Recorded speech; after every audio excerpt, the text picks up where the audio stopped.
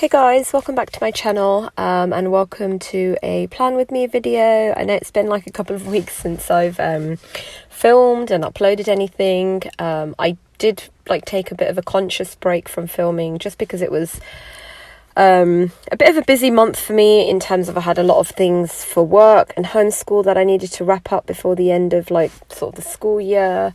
But yeah, I thought I would quickly film me planning. I have kind of been just planning all over the place. Sometimes I'm on my bed, sometimes on the floor.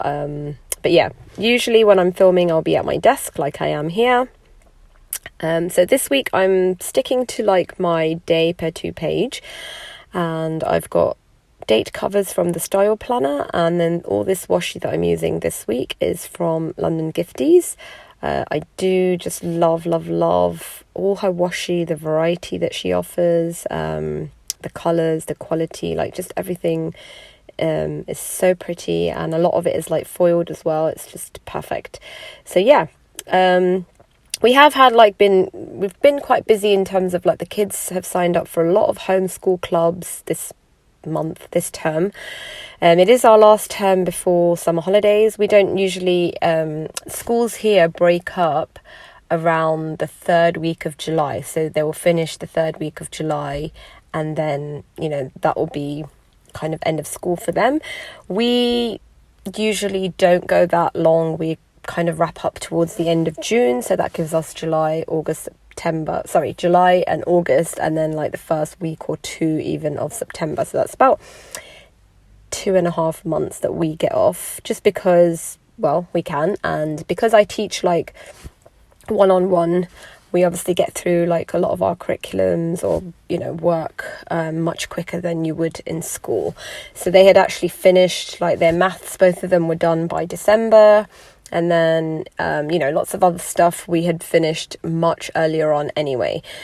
So yeah, we're all ready for a break. I can't wait to just wake up and be able to, read and play with my craft things and, whatever. But we do have clubs. So even though this week that I'm planning now is going to be our last week of homeschooling, our summer clubs will continue until mid-July, until the official kind of schools break up, but that's fine because I don't mind just driving and getting to places and things like that, and then we can just come back, and instead of having to hit the books, we will just relax and do what we want. So yeah, on Mondays, my daughter, the little one, has art class from 9:30 to 11:30. By the time we get home, it's about midday, so we kind of have breakfast, and then we start homeschooling again. It's only a couple of hours, but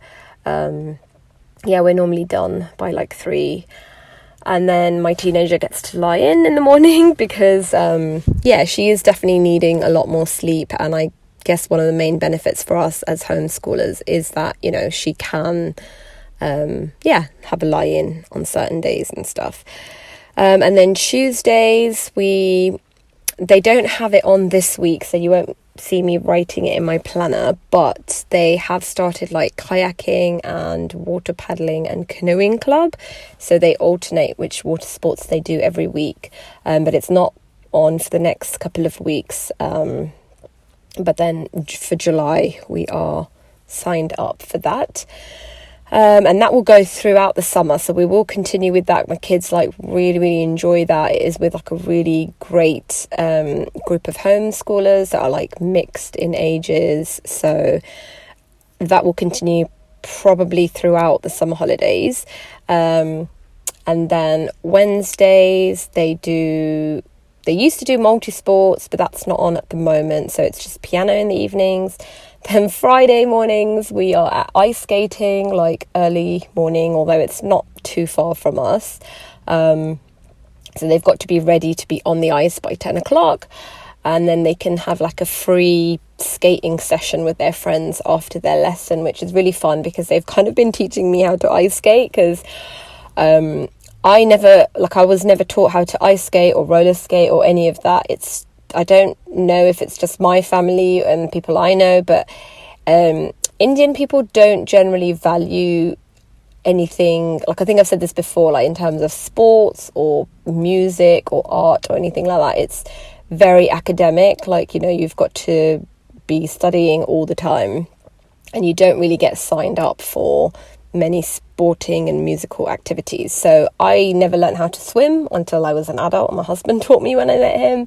I don't know how to ice skate. So every winter when we go, like, there's a couple of outdoor ice rinks in London. Like, there's one really beautiful one outside the Natural History Museum.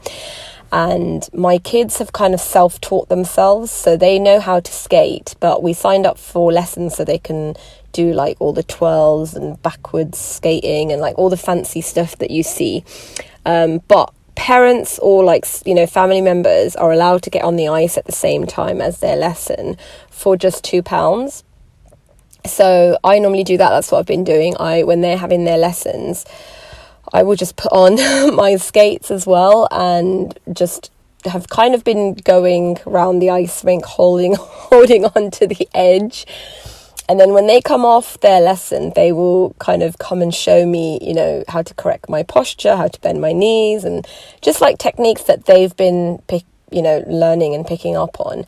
And it's just like amazing. I've only been like, I think twice so far, and the improvement I've made is just amazing. So that's really fun. Like, even though it's a lesson for them, we all get to like skate and have fun. And again, we just get home. You can see there I've marked it. We will do a bit of school when we get back. And then in the evenings, they've also signed up for boxing lessons, which again is literally around the corner from my house. It's not, you know, far at all. And that is like, I just drop them off and pick them up in an hour. It is like a huge amateur boxing club. And the like teachers are fantastic. And then Fridays at the moment is just our home-ed meet up at the woods. Sometimes in the mornings, my daughter has been asking, like, she wants to sign up for like gymnastics club. That would be on Friday mornings. But I think I'm going to leave that for this term and maybe think about it for September.